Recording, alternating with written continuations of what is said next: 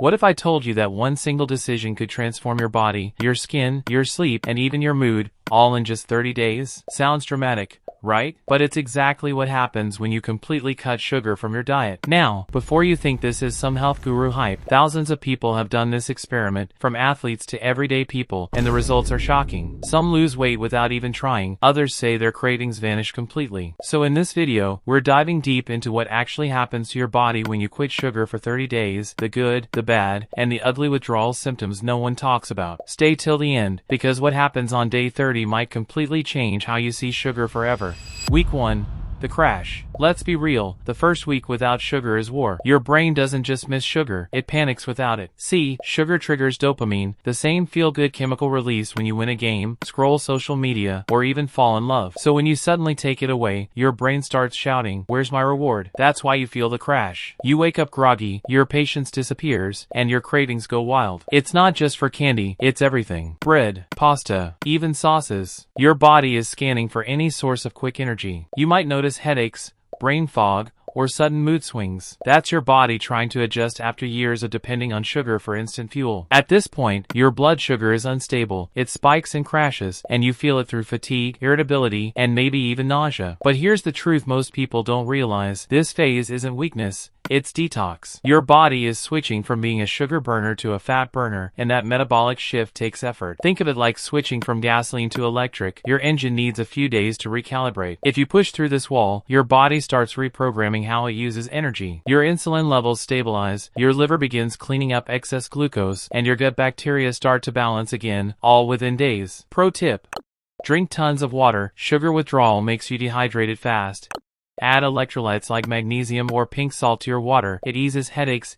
Eat enough protein and healthy fats, like eggs, nuts, avocado. They help you stay full while your body adapts. This week is the hardest, but it's also where the transformation starts. Because once you survive the storm, something incredible begins to happen in week 2, and it's the part no one expects. Week 2, the energy shift. Around days 10 to 14, something weirdly amazing starts to happen, and if you've made it this far, you'll actually feel it before you even notice it. The constant fatigue, the brain fog, the "I need sugar to function" voice in your head, it starts to fade. Your body, which spent the first week screaming for glucose, finally flips a biological switch. It begins tapping into stored fat for energy. That's a complete metabolic reboot. You've trained your system to stop relying on short-term bursts and start using long-term fuel. The result? Your energy doesn't come in spikes anymore, it flows. Smooth, steady, sustainable. You'll wake up earlier and realize you don't need coffee right away. Your body feels lighter. You move easier. And for the first time in maybe years, you can go hours without thinking about snacks because your blood sugar is finally balanced. Your brain feels this change, too. Glucose crashes used to drain your focus and make you impulsive. Now, your cognitive function sharpens. You start remembering little details. Tasks that felt mentally heavy suddenly feel effortless. You feel present, not just awake. And let's talk about your skin, because this one shocks most people. Sugar feeds inflammation and even the bacteria linked to acne. Once it's gone, your body stops fighting itself. Redness fades, oil production evens out, and that puffy look softens. It's like your skin starts breathing again. Your gut also calms down, less bloating, less random discomfort. Why? Because the bad bacteria in your intestines that thrive on sugar start dying off, while the healthy ones begin to flourish. Your digestion improves, and your stomach looks flatter without you even changing your workouts.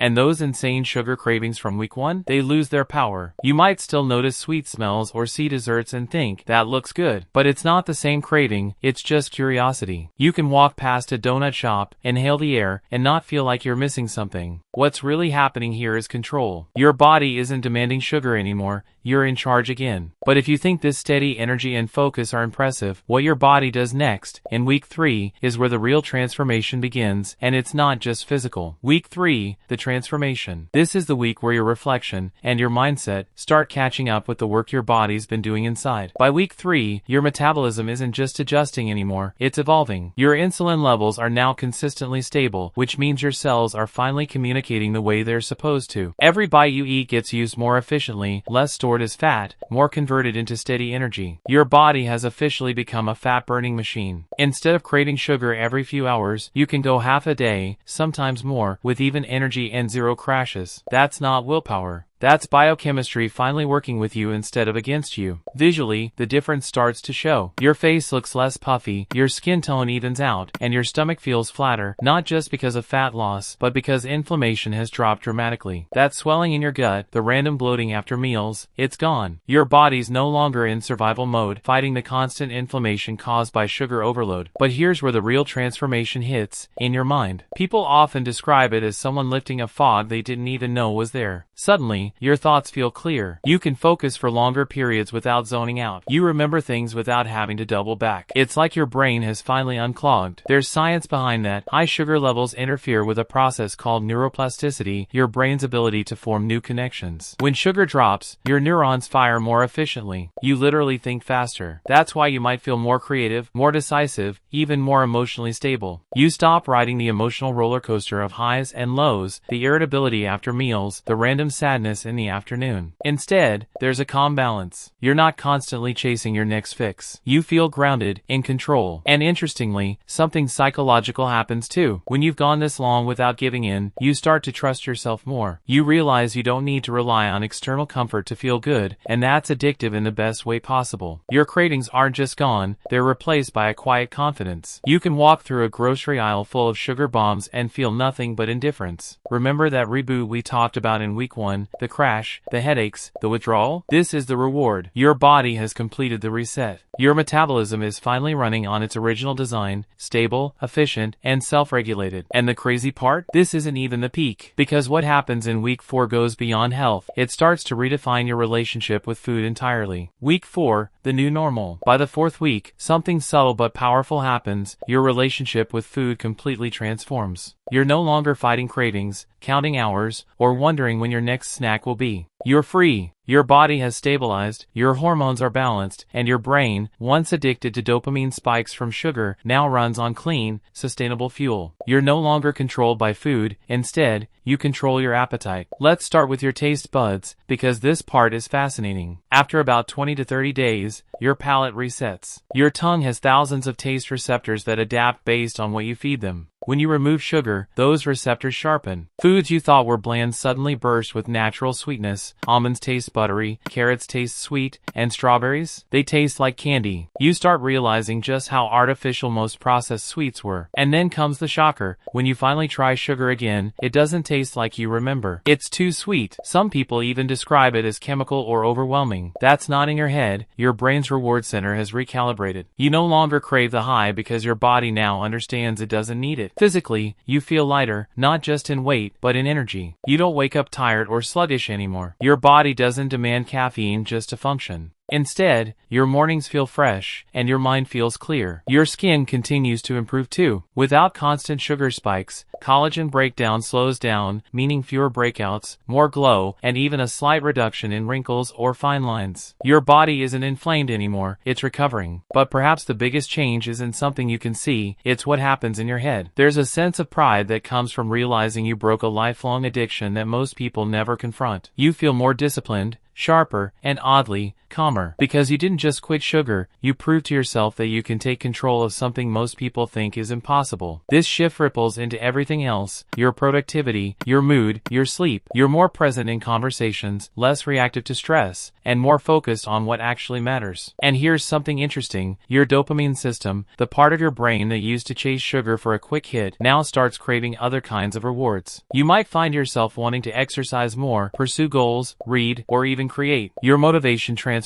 from instant pleasure to long-term satisfaction. That's when you realize this wasn't just a diet challenge. It was a reset button for your entire lifestyle. You start eating because you're hungry, not because you're stressed or bored. You start living with energy that doesn't crash. You stop surviving and start thriving. And when you look back at day 1, the headaches, the cravings, the irritability, you realize something profound. You didn't just remove sugar. You removed control sugar had over you. Remember how in week 1 your body was begging for sugar? By week 4, that same body is thriving without it, cleaner, stronger, sharper. You've rebuilt your system from the inside out. And from here, it's no longer about never eating sugar again. It's about choice. You can eat it, or not, and either way, you stay in control. Alright, you made it through the sugar detox story. That's a solid start. I've got way more experiments like this coming soon, and they only get crazier from here. So hit subscribe, stay tuned, and let's keep exploring what happens when we push our limits together.